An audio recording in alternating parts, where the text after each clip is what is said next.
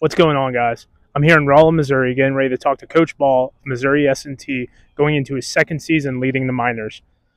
On this path, we've got to meet some great coaches, and right now we're trying to show everyone a little bit of each program in the United States. So far, we've talked to 6 coaches.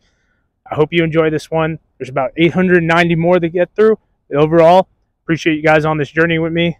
Make sure to like it, share, and subscribe, and get to know a couple of these coaches from these lesser-known programs. Thanks, y'all. Coach Ball, thank you for joining me. Coming down the beautiful Rolla, not a hard trip for me. How you feeling going into year 2 right now? Much better. Yeah. Much more relaxed. Yeah. It's funny just thinking of all the little things. Like, do we have the benches on the sideline? I can think ahead now. Yeah. So hopefully things you don't have to worry about on game day and make sure they're there. So, this got brought up this morning, though, by our D coordinator, is we need to put the helmet decals on. Okay. That was almost a slip. Other than that, it seems like we're much more on top of everything. But I kind of like a sleek helmet, though. Yeah. It kind of does with the green and gold. It kind of could give the Notre Dame Fighting Irish a little bit sleek like that. So maybe. You got to get that pickaxe on there. Pickaxes take names, right? Pickaxe take names. You got to put that on the hashtag behind you. I think that'd be cool because all these kids are all on the hashtag and whatnot. Yeah, we got it behind the scoreboard on the press or on the locker room. Okay, it's up there. It's there because that's how recruiting's done through Twitter. Oh yeah, that's why we came up with that. We were sitting in this room actually a few years back, and when Todd Drury was in charge, and that got brought up. We were trying to figure out what should be our hashtag. Yeah. And that was born. Now you coming into year 2, we talked about it during media day a little bit, kind of thrown into the fire in year 1, taking that relief off as far as having more assistant coaches. I know Cole talked about it specifically as far as the senior leadership was really running a lot of these drills. Even for you, just to know hey, I don't have to I don't know if micromanage is the right word, but I don't have to deal with that, so to speak, because I have, a defensive line coach, a tight ends coach, a wide receivers coach. I'm not running around essentially like a chicken with my head cut off, so I can worry about being a head coach and overseeing the whole program. Has that stress kind of, been taken off a little bit? Obviously, still stress is running a program, but is it you can focus a little bit more on big picture things rather than my tight ends reach stepping on the zone or something like that? Yeah, for sure. I'm so blessed to have such a great staff. We have some guys that are not only super capable and super sharp, but they're really hard workers. And anytime we need to get something done, those guys are on it. So, when that first spring, when all this went down, we had 4 coaches on staff, and you're just trying to figure out what needs to be done, let alone make sure it gets done. And now I think everybody kind of we've been able to designate our roles. Everybody picks up the slack. Everybody knows what needs to be done. And it's small things like, hey, we've got morning practice at 6 a.m. First person who gets there, turn on the stadium lights, please. Somebody turn them off before we walk out. It's little things like that, even that when you have a good staff, it's like somebody's going to just take care of stuff. Yep. And so I feel we're in a much better spot with that. We got a full staff, a great staff, and I think they're the ones who kind of make this thing go. Do you even feel like it takes pressure off the players and whatnot?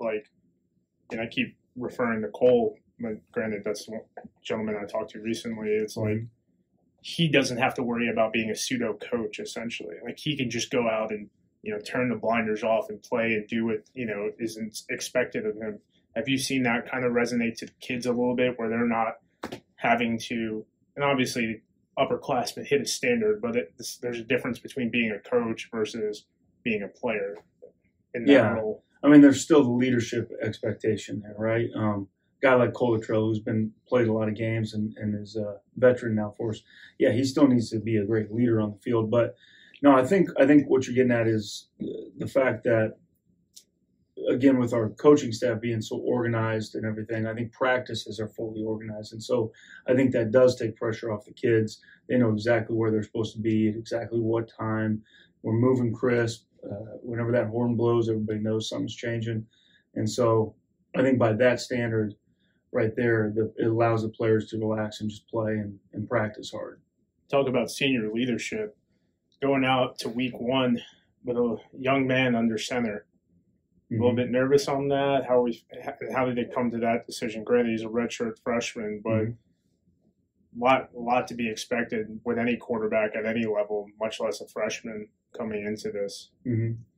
Nervous? No, I'm excited for him. You know, we really took our time and went through the whole off season, all summer, you know, all fall camp, and through this last week to kind of whittle that down. And it really came down to a great battle between Tyler and Gunner, and Sam Simmerl was right there. You know, we moved a couple other quarterbacks to get a little bit more production out of them, because we had some kids that are great athletes, fantastic athletes, would do anything for the team. And so I don't want them standing next to me on the sideline. So we did some things, moved some people around, and just kind of through all this, Tyler ended up kind of being the one last man standing. And Gunner's right there with him. I think either one of those guys could be the guy. It's his first start. And, Gunner hasn't played in a while towards ACL last year. So, I mean, either way, it was going to be, when we came down to those two, it was going to be somebody that hadn't played much.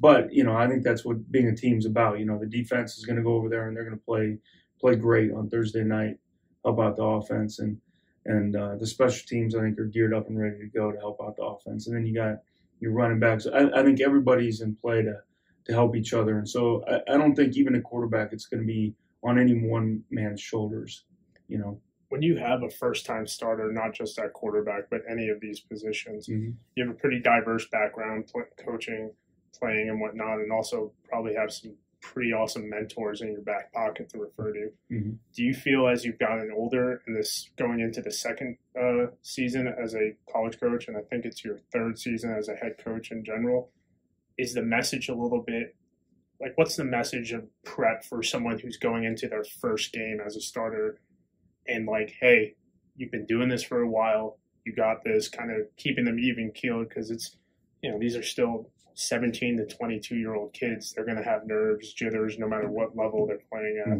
How's that message, and do you resonate that to the coaching staff as well, especially with new people on the staff and whatnot? Yeah, I think in preparation for this, because I know I knew going into this whole year, and so did our staff, that we're going to have a potential of having a number of guys that have never played or haven't played in a long time, or things like that. And so I think it's not just, hey, it's game week, here's how you're going to handle this. It's more of leading up to, how you do things, right, and setting the standard for that. And so, I think, you're going to have a freshman playing right tackle, and he's going to get whooped.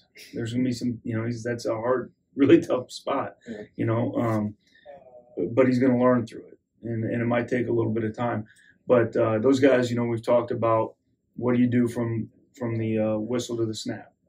Okay, so that that's between after the play's dead and the next snap. How are you going to handle your mindset, whether you just had success or failure? So we talk about that. I think in the first game, everywhere around the nation, you're going to see this at every level. You're going to see missed tackles. You're going to see substitution errors. You're going to see turnovers. And so, we've been talking quite a bit about those three errors and being clean on those things if we can. So I don't know. I don't know if there's some solution that gets a guy that ultimately, very ready before he starts his first snap. I think the game, you have to get into the game. It's going to seem like it's going too fast for you, and then you got to let it just slow down, And so I think it's kind of riding the wave early and then just getting through it. But I guess what I'm trying to say is I think our staff has really been trying for a long time now, over the last handful of months, to kind of instill these things into these guys to give them something to reach back onto when they are maybe in a panic or hyped up a little too much. That's something I try to talk about with my kids is you have anywhere between 50 and 60 opportunities to make a name for yourself, make a play, whatever the jargon is. Something I always try to relay is you're not always, a good baseball player is only successful 30% of the time. A good quarterback's only successful 60% of the time. A good defensive end really only has 20 highlights a season, right? You get 10 TFLs, 10 sacks. Is that something that you as a head coach that you've kind of learned a little bit more over the past couple of years of hey, you're not always going to get this win as far as with the touchdown, a sack, a pancake block, or anything like that? Is that a message that you have to always kind of keep reinforcing, especially with kids and whatnot? Yeah, I think so for sure. My dad told me this, I don't know, years back, and somebody had told him this. You always hear about football as a game of inches, but he put it a different way. He said football is a game of mistakes, and the goal is to make fewer, right?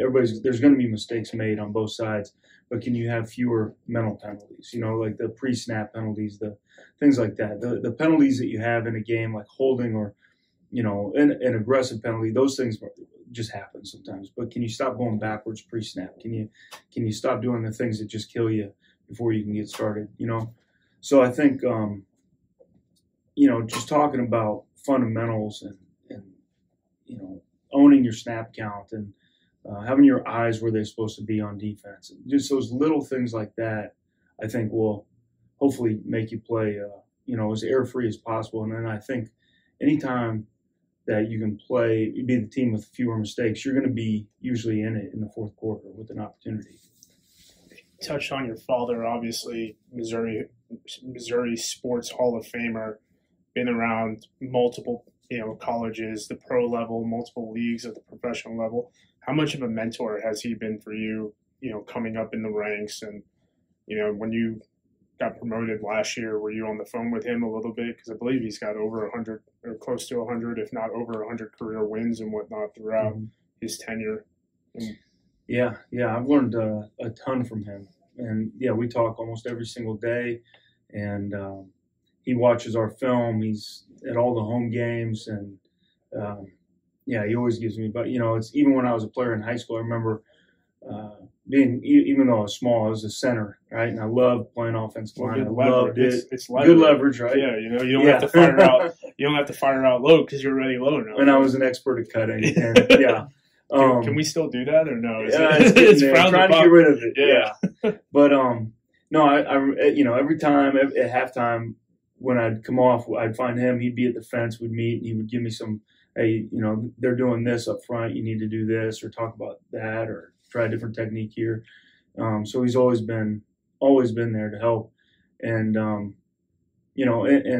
he's been a great resource, and he's got a ton of experience, and so he'll send me write-ups on our opponent, and I'll read them for the staff and for some players, and it's neat because he just got done doing that in the NFL, so he's going to give you the real deal data on these kids, what he sees on film.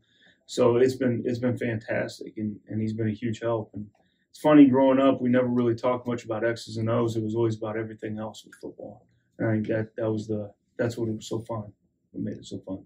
I think we've talked about this too at Media Day, but talk about the everything else outside of football. Is that something as well that you're preaching more coming from the Division II level, especially being at S&T? The kids who are coming to S&T want to come here for a lot of engineers, gentlemen that we both know, Freddie Dugard, despite of how good I thought he was when he was, running me on the field as a 15-year-old, 14-year-old, he's an engineer now. The NFL probably wasn't in his cards regardless of whatnot. Is that like the mentorship at S&T a big part of the program as far as with recruiting and whatnot as well? Yeah, for sure. But I think the game of football, I think sports in general, right, and the game of football for sure is still an incredible way to learn and teach about becoming a grown up, becoming a man, how to treat people, how to carry yourself, hard work, discipline, determination, all those things. And I think it's a great tool. And again, I think I've got a lot to learn on X's and O's, but I think the thing that's always drawn me into this stuff is the relationships. It's just the relationships. And you want to see the best for what these kids in your program can go off and do, and the neat thing here is kind of fun is you'll see some guys like Bo Brooks is a great example. He was a senior outside linebacker / safety my first year back here in 2018. Unbelievable player. and he got into a couple camps. He got in with the Bengals and the Browns, hurt his knee, but it was fine. He's an incredibly successful 4.0 engineer. Yeah. So, you see these guys, and it's like, well, if it doesn't work, great. I'm set for life anyway. I got a great career. And so that's just pretty neat. It's not all or nothing what these kids can do here. So, and they're not all engineers. We got great business kids, great, we got some education majors that are going to be phenomenal mentors and coaches of their own is some of their goals. So it's always exciting to see what these guys go off and do, So, yeah, I think it's a lot more than the X's and O's. And it's neat what you can, this is a neat place. And these kids, when they come here, they get challenged really hard. The alumni talk about getting your butt kicked up on the hill is what they call it over there on the top part of campus. In academia. Yeah, yeah. And there's a lot of perseverance and determination. And I think these guys realize that they can do it, and they will do it, push themselves through those tough times, even whether it's on the field or in the library. These guys are incredibly resilient. One of your former players, just kind of made some waves recently, Ben Stratman. Mm-hmm. We talked about him at Media Day as well. To see him just get recently awarded a scholarship. Yeah. Butterflies, you're smiling about it when not even, right now. For the kids to see that as well, not only succeeding on the field, but, Ben once again was one of those kids who kind of given it that shot, like, can I do this at a different level? Seeing that, how has that raised the morale for a lot of the kids in the program to see Ben continuing to do great things and whatnot? Yeah, well, I think it's awesome. He's got a civil engineering degree. Yeah, so he's good. Okay, obviously, I know myself, our staff, and our players would rather him be here. Yeah, just a little right? bit. Yeah. Okay, but at the same time, you see, he's a minor. He's a minor. He's not a tiger. He kind of is now. Okay, but he is a minor for life, and he came through us and, did great things here and was a great teammate and everything. And now to see him succeed, I think, is what everybody's fired up about, is that he walked on, he took a gamble, and it was a tough road. And I think they had him at D end at first, and I think they just moved him to linebacker, which I think would fit him much better. Yeah. And, it makes you really smile when you see one of our guys succeed at anything, and there he is succeeding at that. So I hope he gets his shot, and I hope he tears it up. Especially you've pretty much seen him since you came back in 2018, correct? Mm-hmm. He's been kind of one of your, yep, one of your guys and whatnot. To come back to S&T, I believe you're here from 07 to 10. Does Correct. That sound right? And yep. then to go off on another path and whatnot, and then coming back at 18, does it kind of feel like a little bit of a full circle moment to be the guy now leading the team out on the field and whatnot? And is it kind of just, I don't know if validation is the word, but all the ups and downs and whatnot, I'm a minor, I'm picking axes kind of thing, they get a little cliche with it. Mm-hmm. How is it coming back in 2018 and then to be the guy now coming from 2022 onward? Yeah, well, it's a long story, and there's a lot of stories in between in that. But always, if it was streamlined, it wouldn't be a good story. Correct. It's been awesome because, I loved it here when I was here the first time, and I remember when Kirby Cannon hired me here, and I can remember walking through the front doors of Gail Bowman over there, and just being so excited. And I loved it here. I liked the town. My wife and I loved the town. I loved to raise our kids here. And it got to the point where I needed to move on. I needed to do something, and it was really, really hard. But we did, and never thought I'd be back, honestly, when we left. Not that I didn't want to come back, just didn't. That rarely ever happens. And then when I remember talking to Tyler Fenwick on the phone, and we knew each other a little bit, and obviously had really good friends in between. And when I got the opportunity to come back here, it was really just a no-brainer, and we were so excited. And it just kind of, and even when you get back here, you got the ups and downs from there too. But it's the older I get, the more I realize that God's got a plan, and I think as coaches specifically, we always try to steer that car. And if I can take this job, then I can get that job, then I can get that job, and then I'll go this way. And you try to plot it all out, and it just rarely does that ever work that way. That's what I've realized. not only from my own story, but just looking at everybody else's. Yeah. It really is just this climb that you think is going to happen. And when I sit back and reflect on it, obviously that's intended that way. I had to do some other things to learn what I did and what I didn't know, and to get better and to fail.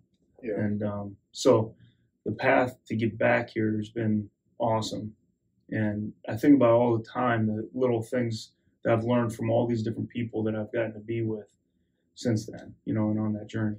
It's funny you talk about the non-linear path, because I think, as you said, like, okay, I'm going to go to, air quote, Mizzou, right? And even if I'm not playing there, I'm going to be a student assistant, Mm-hmm. and then I'm going to get a job, as a GA somewhere, and then in 10 years, I'm going to be a head coach. And then Right.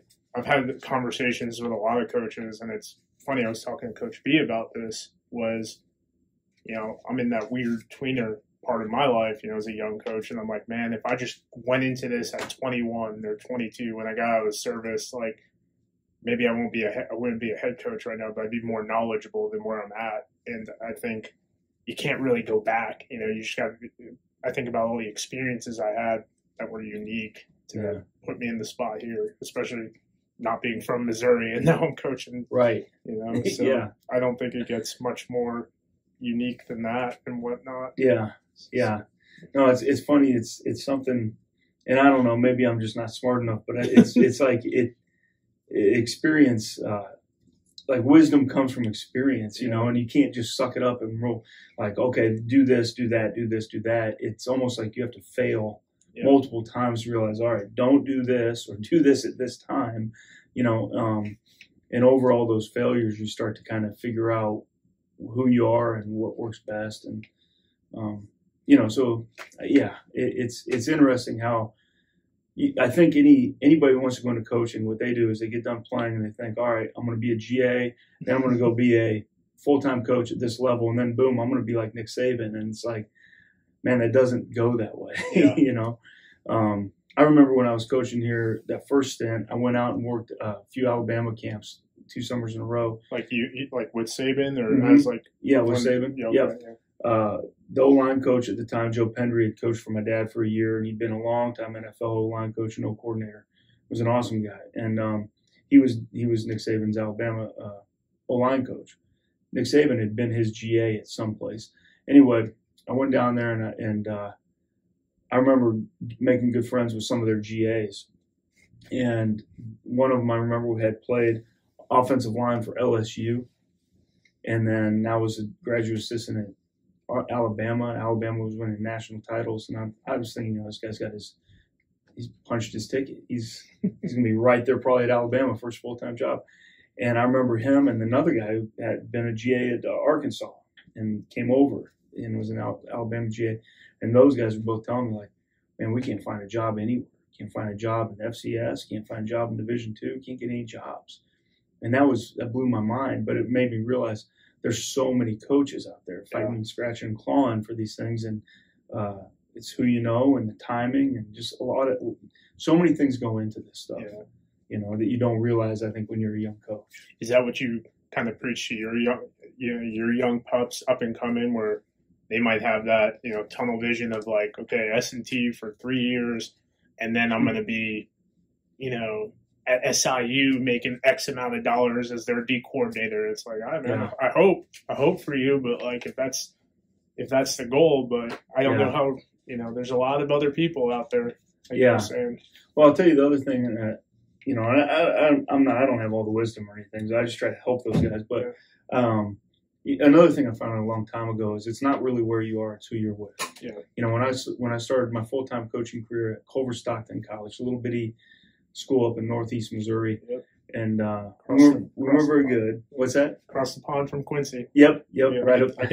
I could throw a football. Right? Yes, yeah. I remember that staff was, to this day, my wife and I, like, those are our very best friends, and that was some of the funnest times I've ever had in that tiny little town, in the middle of nowhere, kind of, and it was one of the best times I've ever had, and wasn't like the coaching mecca, but it was who you were with that made it so special. Yeah. Well, I think the Cleveland Browns ran like a special, or NFL Network ran a special of like Bill Belichick's, like, I call it the land of misfit toys, with all his like, Yeah. analysts. It was like Eric. This is in the mid '90s, of like Eric Mangini, Thomas Dimitrioff, I think Phil Savage. Just a bunch of guys who like you knew, but they were the guys getting coffee for Belichick, and I think Saban was on that staff as his D coordinator before he went to Michigan State. And I always think about, like, this is me being a little weird, but I'll go into like certain coaching staffs and I'll try to like remember where they come from, like especially at like smaller schools. Be like, in 5 years I want to see where this guy's at, and see if he brought his land of misfit toys and whatnot as well. So I think the whole dynamic of these essentially families, like little families that you make, is the most fascinating part about coaching and whatnot. Yeah. Sure. I'm sure your father talked about it as well. Like, kind of some of the jobs he might have got was that maybe not what he knew, but who he knew type stuff. Oh yeah, for sure. For sure. Yeah, I think that's who you know and the timing of it all. Yeah. The timing part is also equally important. Yeah. So so it is neat seeing the who you meet and who you get to come across and befriend and all that stuff in the coaching profession. So 3 days out from week one, or it would be week one, right? It's not, the week 0 thing confuses me. I think we're gonna do that next year. Like, we got a week 0 coming. Yeah, I don't. Does it counts for the win-loss record, right? Yeah. I don't. Well, I believe when I was coming up, I believe they called those out-of-conference games. Yeah, right. Maybe I don't know. Maybe I'm dating myself a little bit. But coming up, what's the expectation for S&T, especially in year 2? We keep harping on that year 2. What are we doing in year 2? You got your UND and Truman State kind of leading the charge. UPI coming up here. A little bit of transition in McKendree with, a couple guys leaving and whatnot. What's the expectation for you guys moving forward? Well, it really might sound cliche, but I really don't. I don't have a clue on how good we're going to be this year. I don't know if we're going to be great. I like that. So I don't know what we're. I like that answer. Well, I don't. I think it's realistic. It is realistic, and the thing is, though, I think that's going to handle itself. All right. So the only thing we're really focusing on, we've got great kids. We're talented. Got great coaches. I think schemes are fine. What we need to be, what we've been talking about all off season and everything, is, can we be more disciplined? Can we execute better? Can we play harder? Can we be a tighter knit team? Those are the things I feel like we can definitely control, and I believe those things will lead to positive outcomes.